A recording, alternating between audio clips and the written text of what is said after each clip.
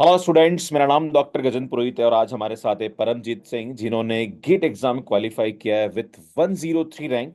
आपने अपना बीएससी 2022 में किया और आईआईटी जेम की तैयारी भी आपने हमारे साथ ही करी थी और आप एनआईटी नागपुर से अपना एमएससी कंप्लीट की 2024 में। और आईआईटी जेम एग्जाम के बाद इस बार गेट एग्जाम इन्होंने 103 रैंक के साथ क्रैक किया। So Paramjeet, congratulation for that. And मैं चाहूंगा कि आप अपना एक्सपीरियंस शेयर करें और कैसे आपकी जो जर्नी है वो गेट एग्जाम की रही, उसके बारे में थोड़ा बताइए। Thank you sir. सर, मैंने जो अपना प्रेपरेशन स्टार्ट किया था वो एक्चुअली एमएससी के बाद ही किया था। एमएससी करते करते मैंने नहीं किया था, क्योंकि एमएससी में मैंने मशीन लर्निंग में प्रोजेक्ट ले लिया था। तो उसकी जी। वजह से मेरा थोड़ा सा वो मैथ की फील्ड थी और साथ में मशीन लर्निंग का था, तो दोनों एरिया में देखने का रह रहा था। तो इसलिए जी। मैंने अपना इसका प्रेपरेशन स्टार्ट नहीं किया था नेट का। जी। तो उसके बाद मैंने नेट का प्रेपरेशन स्टार्ट किया और करते करते एक्चुअली मैंने एक और कहीं से मैंने सब्सक्रिप्शन ले लिया था। जी। और उनका थ्योरी कंटेंट बहुत ज्यादा होता था। और मतलब पहले जैम से आपसे पढ़ा हुआ था, और जी। मेरे को तो अभी शॉर्ट करने की आदत थी। इतना जी। थ्योरी मेरे से होता ही नहीं था। मतलब उन्होंने एक एक सब्जेक्ट की दो दो बुक कॉपीज सर बर्बादी थी। दो दो ढाई ढाई कॉपी। और फिर मैंने को दिसंबर में आके ऐसा लगा भी अभी नेट का तो इतना रिवीजन तो नहीं होने वाला है। अभी जी। नेट का तो रहने देते हैं, एक बार गेट पे फोकस करते हैं। तो मैंने आपका जो मेरे याद है 14 दिसंबर को मैंने आपका बैच लिया था, पार्थ बैच। जी। और 14 दिसंबर को मैंने बैच लेके उसके बाद आपकी जो मैंने प्रेपरेशन स्टार्ट कर दी, मतलब उसके बाद तो ना दिन देखा ना रात देखी सर। जी। इतना स्टार्टिंग में 20-25 दिन में मैंने पूरा वो आपका सिलेबस देखा। और सिलेबस देखने के साथ साथ बिल्कुल ही शॉर्ट नोट्स बनाता गया, जैसे कि आपने आईआईटी जैम के टाइम पे हमें बताए हुए थे भी ऐसे करके आपको शॉर्ट नोट्स बना। तो वो शॉर्ट नोट्स बनाए, उसके बाद टेस्ट सीरीज वगैरह देता रहा। और वो उसके बाद गेट का एग्जाम दिया। गेट का एग्जाम देने के बाद इसी कंटेंट के साथ सर मैं जो नेट के क्वेश्चंस होते हैं वो लगाना शुरू कर दिया। और वो लगाते लगाते अभी नेट का पेपर दिया। और नेट में भी अभी अगर भगवान की कृपा रही तो जेआरएफ क्लियर हो जाएगा, मतलब अगर कट ऑफ लास्ट टाइम जितना ही रहा तो। कितना मार्क्स आ रहा बेटा आपका? सर मेरा ईडब्ल्यूएस कैटेगरी के अंदर मेरा 105.25 ऐसा कुछ आ रहा है। 105 इज गुड और मार्क्स। मुझे लगता है आपका जेआरएफ हो जाना चाहिए। हाँ चलो, जी सर। उसके लिए फिर से आपको बधाई। और मुझे लगता है कि जब आपका जेआरएफ होगा तो फिर मिलेंगे अपन। तो हाँ जी सर। लाइक आप जिस तरह से बता रहे थे कि लाइक आपने थ्योरी पढ़ी और फिर आपको लगा कि नहीं, मुझे तो क्वेश्चन पढ़ना चाहिए, तो क्या आपको लगा कि यार जितना उन्होंने क्वेश्चंस कराए वो तो मेरे को सर की पढ़ने से भी हो रहे? लाइक क्योंकि मैं बार बार मैं बच्चों को बोलता हूँ कि यार तुम्हें क्या नहीं पढ़ना है इसके बारे में पता होना जरूरी, किसी भी एग्जाम को क्रैक करना। क्योंकि हाँ जी। आप कितना दिमाग में याद रख पाओगे वो सबसे ज्यादा इंपॉर्टेंट है। आप कितना ही पढ़ लो, पर आपको क्वेश्चन अप्लाई करने के लिए जो नॉलेज चाहिए ना, वो कितना आपके पास है, दैट इज वेरी इंपॉर्टेंट। और अब मैं उसी पे काम करता हूँ। तो लाइक आपका क्या रहा है इसके बारे में थोड़ा बताइए। एक्चुअली उनका पता क्या होता है, जैसे आपने रिजल्ट करवा दिया, अब उसके बारे में आगे पीछे जैसे भी हमने क्वेश्चन में यूज करना है वो हम जी। क्वेश्चन के टाइम पे सोचते हैं। राइट। और दूसरे कोचिंग्स का क्या होता था, वो उसको रिजल्ट को करवाया, फिर उसके रिलेटेड क्रॉलरीज लिखवाने लग गए, रिमार्क्स लिखवा दिए। मतलब उसी के रिलेटेड 2-3 पेज भर गए एक रिजल्ट के रिलेटेड ही। और उसको जी। रिवीजन करने में मतलब बहुत टाइम निकल जाता है। और जी। आपका क्या था, बिल्कुल शॉर्ट होता था। मतलब जी। मैंने आपके ना, आप मानोगे नहीं, एक लेक्चर के ना मैंने 3-4 लाइंस में मतलब एक लेक्चर को आपके को लिख लेता था। मैं बच्चों को बोलता हूँ यार तुम शॉर्ट नोट्स बनाओ और इसको लर्न करो, और शॉर्ट नोट्स ऐसे होने चाहिए कि पूरा लेक्चर आपके दिमाग में याद आ जाए। हाँ बिकॉज जी क्या होता सर। है, देखो एज ए मुझे लगता है आप भी टीचिंग फील्ड में जाने का सोचते हैं, जिस तरह से आपसे मेरी बात हुई है। तो यार हाँ सबसे जी। पहला काम टीचर का ये होता है कि स्टूडेंट्स को एक कंफर्टेबल जोन में लेके आना कि यार सब्जेक्ट इतना बड़ा नहीं है बेटा, तू कर लेगा। क्योंकि क्या होता हाँ है जी। कि हम इतना हवा क्रिएट कर देते हैं बच्चों के दिमाग में कि बच्चा डर जाता है, लगता है यार मेरे से ना हो पाएगा। राइट। तो ये कहीं ना कहीं सबसे पहला काम होता है और मैं कोशिश यही करता हूँ कि स्टूडेंट्स को कहीं ना कहीं उस लेवल का कंटेंट दूं साथ, सो दैट कि वो कंफर्टेबली एग्जाम को क्रैक कर पाए। और मुझे लगता है आपने 103 रैंक के साथ गेट एग्जाम को क्रैक करना, इट्स एन बिग अचीवमेंट। मुझे लगता है काफी अच्छा आपने अचीवमेंट यहाँ पे किया। और 100% आप किसी न किसी आईआईटी से आने वाले फ्यूचर में पीएचडी करते हो मुझे दिखेंगे। और आपको बता दूं कि आप नेट जेआरएफ के बारे में सोच रहे हैं, आप परेशान मत होइए। अगर आप गेट 103 रैंक के साथ किसी भी आईआईटी में जाएंगे ना, तो आपको वही स्कॉलरशिप मिलने वाली है जो कि नेट जेआरएफ वाले को मिलती है। तो बात बराबर ही है, स्कॉलरशिप तो वही मिलने वाला है। राइट। और मुझे लगता है कि अगर आप आईआईटी को प्रेफर करना चाहिए, क्योंकि आपने नागपुर एनआईटी से अपना मास्टर्स किया है, तो अगर आप पीएचडी का मौका मिलता है तो एनआईटी या आईआईटी में आपके लिए बेस्ट चांसेस रहेंगे। अच्छा, मुझे बताइए कि नॉर्मली जो ट्रेंड नज़र आता है आजकल बच्चों का, आईआईटी जेम 2024 के अंदर लगभग 14,000 बच्चों ने एग्ज़ाम दिया था। आईआईटी जेम 2025 के अंदर ये आंकड़ा घट के 12,000 हो गया मैथ्स के अंदर। यार क्यों बच्चा आईआईटी जेम एग्जाम की तैयारी नहीं करना चाहता है, पहला क्वेश्चन ये। और क्या आपको लगता है कि यार आईआईटी एनआईटी में मास्टर्स करने का कोई मतलब नहीं है, क्योंकि आप भी गए हो। आपको क्या लगता है, लाइक कोई स्टूडेंट अगर आपको सुन रहा है तो क्या मैसेज देना चाहेंगे आप उसको? सर मास्टर्स करने का फायदा तो है। जी। फायदा तो अगर आपको रिसर्च के फील्ड में जाना है तब भी, अगर प्लेसमेंट में जाना है तो वहां तो फायदा है ही है। जी। अगर रिसर्च में जाना है तब भी बहुत सर, क्योंकि हमारे जो लोकल कॉलेजेस होते हैं ना, वहां पे हमें उन अप्रोच की तरह नहीं सोच सकते हम। जी। जैसे हम गए थे ना एनआईटी नागपुर में ही, फर्स्ट जी। सेमेस्टर में गए थे हम, वहां पे वही सब्जेक्ट थे जो हमने बीएससी में पढ़े हुए थे। जी। लेकिन जब हमारे फर्स्ट सेशनल एग्जाम हुए और वहां पे हमने एग्जाम दिए, सभी एक्सपेक्ट कर रहे थे एग्जाम देने के बाद, सेशनल 15 मार्क्स का था, कि मेरे 10 आ जाएंगे, मेरे 15 भी आ सकते हैं, कोई कहता था इतने आएंगे। लेकिन सभी के मार्क्स सर आप मानोगे नहीं, 3-4 मार्क्स के आसपास ही रह गए सभी के। ओ। क्योंकि उन्होंने कहा कि आप अप्रोच ये वाली अभी लगानी ही नहीं है, यहाँ पे आप ये बीएससी में करके आए हो, आपको हम्म। अप्रोच अलग लगानी है जो कि आपको आगे जाके रिसर्च में काम आएगी। देखो, होता है नॉर्मली, क्या होता है, जैसे कोई बच्चा आईआईटी जी एग्जाम क्रैक करने के बाद आईआईटी में जाता है, एनआईटी में जाता है, उसकी वो मल्टीपल चॉइस क्वेश्चन करने की आदत होती है, राइट? लाइक कि क्वेश्चन सॉल्व होना चाहिए, बट कहने का एक्सप्लेनेशन बहुत इंपॉर्टेंट होता है। आप छोटी छोटी चीजें बहुत, क्योंकि रिजल्ट्स वहीं से निकलते हैं पीएचडी में, है ना। जब आप रिसर्च करोगे तो थ्योरम के प्रूफ में से ही कुछ ना कुछ नया निकलेगा। तो वो वहाँ जरूरत पड़ती है, और जो बच्चा अगर मुझे लगता है कंसेप्ट जानता है तो वो भी कर सकता है चीजों को समझ के, it's not a big deal. But हाँ, मतलब ये कहना चाहता हूँ कि जो स्टूडेंट बीएससी कर रहा है ना, अगर किसी नॉर्मल कॉलेज से, तो यार उसको एक बार आईआईटी और एनआईटी में जरूर जाना चाहिए। मैं इस पर इतनी अवेयरनेस फैलाता हूँ, पर पता नहीं क्यों नंबर डाउन होते हैं, क्यों बच्चा इस एग्जाम को प्रिपेयर क्यों नहीं करता, मुझे समझ में नहीं आता। और गेट एग्जाम में भी नंबर ऑफ स्टूडेंट्स बहुत कम है यार। मुझे लगता है भारत में इस एग्जाम को देने वाले 6 से 7 हजार बच्चे होंगे इस बार, जिन्होंने गेट एग्जाम दिया होगा। इससे ज्यादा बच्चे एग्जाम देते नहीं है। तो ये कहीं ना कहीं एक चैलेंजिंग है। तो आपने गेट एग्जाम की तैयारी करी, तो जो भी स्टूडेंट सीएसआईआर नेट की तैयारी कर रहा है, क्योंकि आप जिस तरह से बता रहे हैं कि आपने नेट एग्जाम भी दिया और आपने अच्छा स्कोर किया वहाँ पे, तो यार व्हाट इज योर सजेशन कि अगर आप सीएसआईआर नेट करें तो आपको गेट एग्जाम भी प्रिपेयर करना चाहिए, और कैसे आपने इसकी प्रिपरेशन का, इसके बारे में थोड़ा बताइए। सर दोनों का पहले तो मैंने मतलब गेट के लिए पढ़ा था जी। आपसे। फिर उसके बाद गेट का करने के बाद, उसके बाद अभी मेरे पास 26 डेज थे नेट के लिए। तो फिर कंटेंट मैंने वही रखा था, और उसके बाद मतलब टेस्ट सीरीज वगैरह, वो टेस्ट वगैरह देने लग गया नेट के, जो टेस्ट होते थे, जी। मॉक टेस्ट, वो जी। देने लग। कंटेंट सर दोनों का लगभग सेम ही होता है, कोई ज़्यादा डिफरेंस नहीं होता है गेट में और नेट में। लेकिन वो जी। बस क्वेश्चन होता है कि गेट में जो क्वेश्चन होते हैं वो थोड़ा सा ज्यादा हमारा न्यूमेरिकल टाइप में चले जाते हैं, अप्लाइड और अप्लाइड क्वेश्चन होते हैं।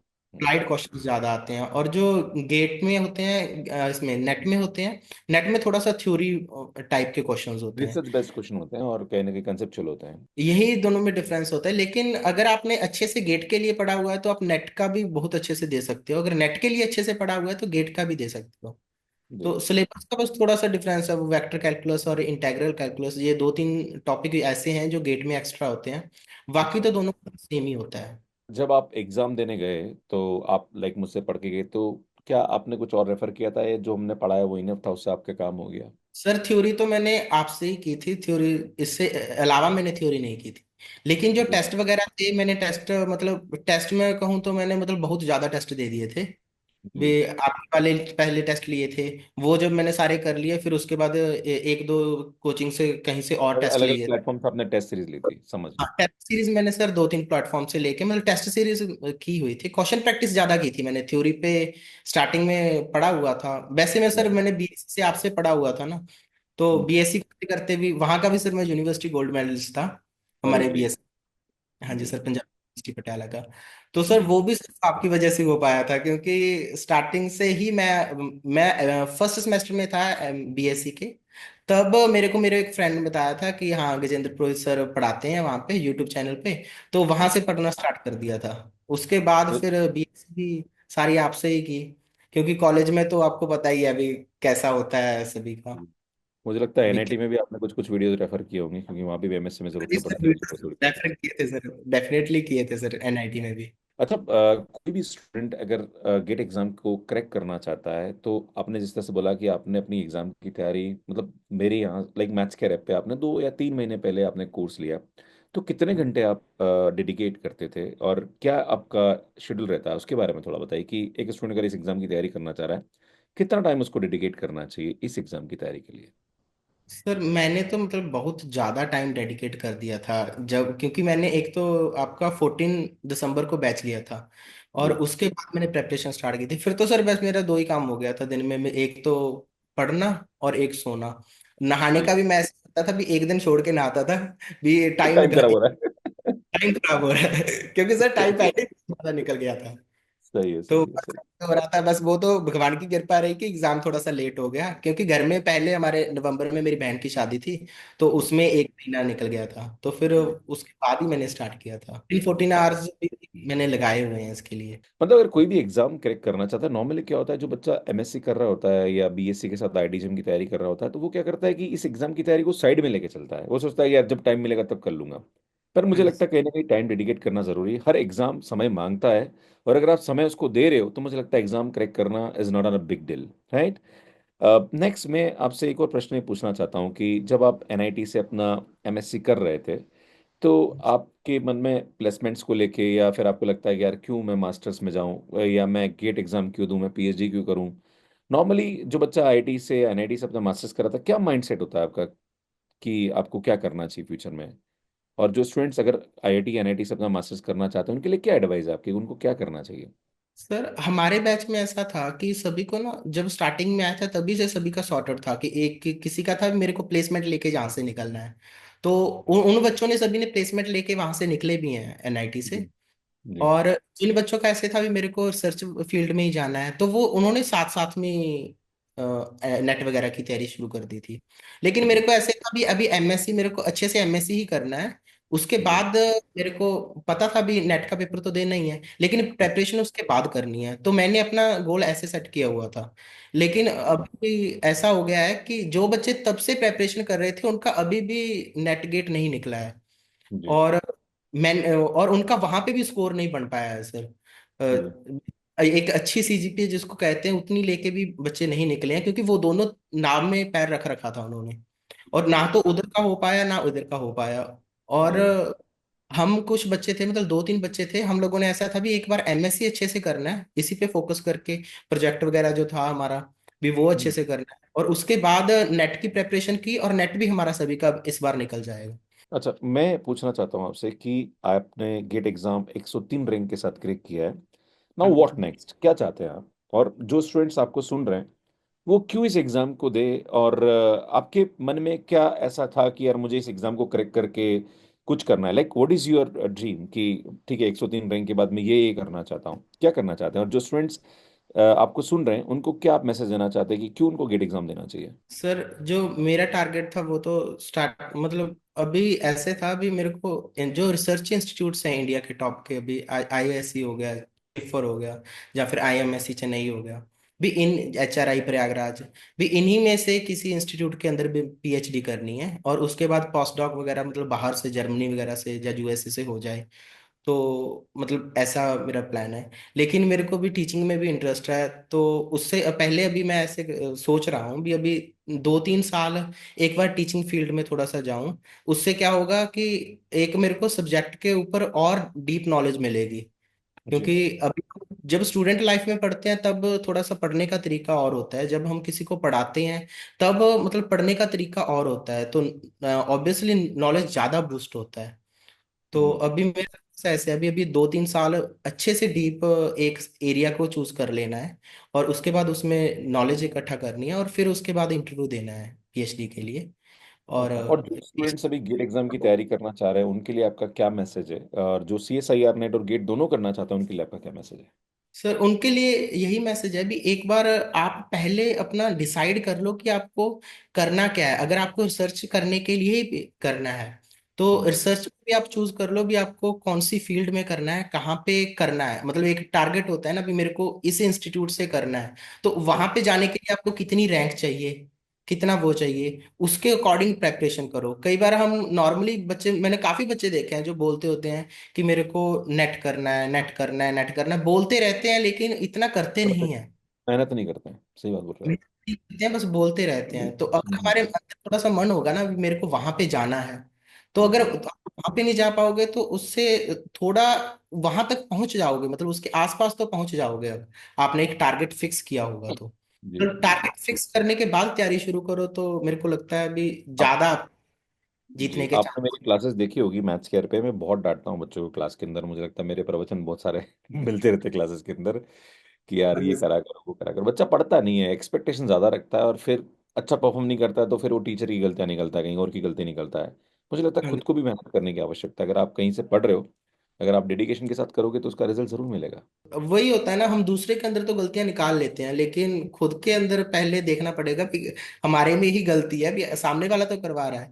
काफी बच्चे जी मैंने देखे हैं कि जब हम कोई भी टीचर पढ़ाता है ना, तो उसमें जो सिली मिस्टेक्स होती है ना थोड़ी बहुत, उसी के पीछे भागते रहते हैं। सर आपने वहां पे ऐसे गलत कर दिया, आपने वहां पे प्लस लगा दिया, माइनस लगाना था। अभी वो चीज तो है, अभी वो तो आपको उस मेन टॉपिक को या कंसेप्ट को समझना चाहिए ना कि हम क्वेश्चन कर कैसे रहे हैं। वो राइट चीजें तो राइट। खुद सॉल्व करोगे तब सही कर लोगे, उसका तो कोई वो नहीं है। तो अपनी मतलब अप्रोच पे फोकस करना चाहिए, सही बात है। चलो परमजीत यार, बहुत अच्छा लगा आपसे बात करके, और मैं आपको फिर से बता ही देता हूँ, 103 रैंक का आप लेके आए हैं गेट एग्जाम में, और आप एनआईटी से अपना मास्टर्स किया है। मुझे लगता है आप आने वाले भविष्य में बहुत अच्छा करने वाले हैं, और मैं कामना करूंगा कि आने वाले फ्यूचर में आप आगे बढ़े और भी अच्छा आप अचीव करें। और जैसे ही आपका CSIR नेट का रिजल्ट आता है, मैं फिर आपके साथ एक टॉक करूंगा, और जो भी स्टूडेंट्स मुझे लगता है आपको सुन रहे हैं वो कहीं ना कहीं आपसे इंस्पायर होंगे, और वो भी चाहेंगे कि इस गेट एग्जाम को बहुत अच्छी रैंक के साथ क्रैक करें। धन्यवाद आपका। लास्ट में कोई क्लोजिंग रिमार्क देना चाहते हैं आप बच्चों को? बच्चों के लिए तो यही है, अभी मेहनत कीजिए। लेकिन आपको sir thank you so much sir, इतना मतलब बीएससी से लेके बीएससी किया, फिर एमएससी किया, अभी नेट के साथ मतलब आपके साथ साथ ही जर्नी स्टार्ट हुई है वहां से। क्योंकि आपने भी शायद यूट्यूब हमारे टाइम पे थोड़ा सा उसी टाइम पे किया था स्टार्ट। ग्रो 2019 में स्टार्ट किया था मैंने। अब तो ग्रीन बोर्ड पे पढ़ाते थे जब हम एमएससी में जी वीडियोस देखते थे। जी जी उसके बाद सर आप स्मार्ट बोर्ड पे पढ़ाने लग गए, और जी सारे जर्नी साथ साथ से रही थी। तो जी सर मतलब इतना सर खुशी मिलती है ना कि आपने अभी नया मैथ्स केयर तब आपने वो लॉन्च किया और उसके जी ऊपर पढ़ाने लगे। और मतलब एक अपने आप को सर ऐसे सामने देख सकते हैं कि हमारा भी फ्यूचर बहुत अच्छा बन सकता है, हम जैसे मैथ में कर भी जैसे बिल्कुल। सर ने किया था। अभी सर ने कहाँ से स्टार्ट करके और कितना अभी आज, अगर मैथ में कहें तो one of the top educator से, वन ऑफ द क्या सर, मतलब टॉप एजुकेटर हैं ही आप पूरे इंडिया में अभी। सभी बच्चों ने आपसे, चाहे इंजीनियरिंग का चाहे बीएससी का हो, सभी ने आपने आपकी वीडियोस देखी होगी। बच्चों ने क्या, उनके टीचर्स ने भी देखी होगी, क्योंकि हमारे कुछ टीचर्स होते थे जब हम पढ़ते थे, वो भी कहते थे कि हम गजेंद्र पुरोहित सर का वो लिंक शेयर कर देंगे, वहां से आप पढ़ लेना ये वाली चीज अगर आपको समझ में नहीं आई है तो। जी तो जी सर जी। Thank you so much sir, इतना मतलब। Thank you Paramjeet. और मैं चाहूँगा कि आप भी इसी प्रकार से मेहनत करें, और मैं कहना चाहता हूँ कि अगर जीवन में आप सफल बनना चाहते हैं, जो मेरा मूल मंत्र है वो ये कि आप कुछ ना कुछ देने का भाव रखिए, आप लोगों को इंस्पायर करिए, और आप जब टीचर बने तब अपना काम ईमानदारी से करें। क्योंकि हम लोग क्या करते हैं कि हमारा काम ईमानदारी से नहीं करते हैं। जो मैं काम दिया गया, अगर मुझे लगता है हर टीचर अपना काम ईमानदारी से करे तो वो बहुत अच्छा कर सकता है और बेस्ट बन सकता है। तो थैंक यू परमजीत, और गॉड ब्लेस यू, और आपके परिवार को वंस अगेन बहुत बहुत बधाई, और आप जीवन में आगे बढ़ें, ऐसी मैं कामना करता हूँ। Thank you so much. Thank you sir, thank you so much. अगर आप IIT जेईई 2026 या 27 एग्जाम की तैयारी करना चाह रहे हैं तो अभी ऑफर चल रहा है, एंड इस ऑफर में आपको 6499 में आपको हमारा कोर्स मिल जाएगा फॉर IIT जेईई 2026। 2027 के लिए तैयारी करना चाह रहे हैं तो 10499 में मिल जाएगा, जहां पर live recorded PDF and test series ये सब कुछ आपको मिलेगा। इसमें अगर आप CSIR नेट की तैयारी करना चाह रहे हैं तो यहाँ भी ऑफर है, 6499 में आपको हमारा CSIR नेट जून 2024 या दिसंबर 2025 का कोर्स 10499 में मिल जाएगा। यहाँ पे again live recorded PDF DPP and test series हम सब कुछ आपको प्रोवाइड करते हैं। अगर आप हमारी बुक्स लेना चाह रहे हैं तो अमेजन फ्लिपकार्ट के अलावा मैथ्स के ऐप पे भी ये बुक्स अवेलेबल है। सुनिए, हमारा टेलीग्राम में ज्वाइन कर लीजिए, क्लासेस की अपडेट्स मिलती रहती है। और ये हमारा ऐप है जो कि एंड्रॉइड और iOS पे अवेलेबल है। इस सुन अभी ने IIT जेईई में भी एक मेंटरशिप सेशन लिया है, अगर आपने वो नहीं देखा है तो आप जरूर यहाँ पे जाके उसको देख सकते हैं, यहाँ जाके चैनल को सब्सक्राइब कर सकते हैं। Thank you.